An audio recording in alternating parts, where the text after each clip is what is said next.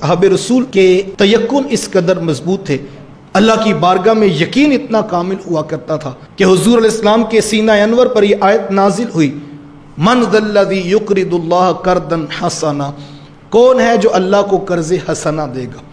यह आयत नाजिल हुई, हुजूर ने पढ़कर सहाबा को सुना दी। तो सामने बैठे हज़रत अबू दरदा रज़ियल्लाहु ताला अन्हु वो हुजूर से पूछते हैं, हुजूर क्या रब ने वाकई हमसे कर्ज़ हसना मांगा है। हुजूर मैं हाँ वो कर्ज़ मांग रहा है। उन्होंने हुजूर का बाजू पकड़ा और लेकर अपने बाग की तरफ चल पड़े और 700 खजूरों के दरख्त उस बाग के अंदर लगे हुए थे। कोई छोटा बाग नहीं था, इतना बड़ा वसी रकबा और उसके अंदर 700 खजूरों के दरख्त। वहां पर रुक कर एक बार फिर पूछा, क्या हुजूर अल्लाह ने वाकई हमसे कर्ज मांगा है। हुजूर में हाँ उसने कुरान में हमसे कर्ज मांगा है।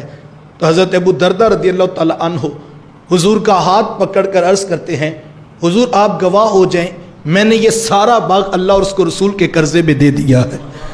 एक लम्हे का तवक्कुफ नहीं किया और फिर अब बाग के अंदर दाखिल नहीं हो रहे, बल्कि बाग के बाहर खड़े होकर अपनी घरवाली को, अपने बच्चों को आवाज़ देते हैं। घर के अंदर ही रिहाइश मौजूद थी, खाना पीना रहना सहना वहीं पर था। तो बाहर खड़े होकर अपने बच्चों को आवाज़ देते हैं और अपनी घरवाली को कहती हैं, ए उम्मे दरदा जल्दी जल्दी बाहर आ जाओ, ये बाग अब हमारा नहीं, हमने अल्लाह और उसको रसूल को कर्जे में दे दिया हुआ है।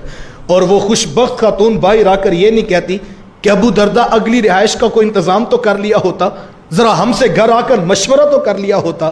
नहीं, वो आते आते अर्ज़ करती हैं, बख बख लाका या अबा दरदा, ए अबू दरदा मुबारक हो, बड़े नफ़े का सौदा करके आया है कि तूने अल्लाह रसूल को दे दिया है और इससे तो बाहर ही बाहर है। ज़रा हम भी अपने मामूलात ज़िंदगी में गौर करें, जो उसकी राह में खर्च किया ये यकीन रखें। हमारे एक दोस्त है, वो कहते कि एक शख्स हमारी सोसाइटी की मस्जिद में आता है और वो आकर राह खुदा में जो है कुछ पैकेट्स जो है पैसे के बांटता है और उसने वो एनवेलप क्लोज किया होता है और उसके बाहर लिखा होता है कि ये जो मैं उसके नाम पर बांट रहा हूँ ये पक्की बात है कि ये मेरा है और जो मैंने बचा के रखा है वो मेरा नहीं है। और वो अपने हाथों से यूँ माल बांट देता है। ये यकीन अगर आ जाए कि जो हमने आगे भेज देना है खर्च करके वो हमारा, वो और किसी का नहीं, और जो पीछे बचेगा वो हमारा नहीं, वो तो हमारे वारिसों का है। वो तो कफन भी पुराना नहीं होने देते, वो तो कब्र की मट्टी भी खुश्क नहीं होने देते कि तकसीमात के झगड़े शुरू हो जाते हैं। हमारा माल वही है साहिब जो हमने खर्च करके राह खुदा में आगे बेच देना है। लिहाजा अल्लाह ने माल दिया है, उसकी राहों पे ज़रूर खर्च कीजिए और ख़ास तौर पर ज़कात के मामले में खुश दिली के साथ हिसाबो किताब करके मैं और आप उसकी राह में खर्च करने वालों में शामिल हो जाएं।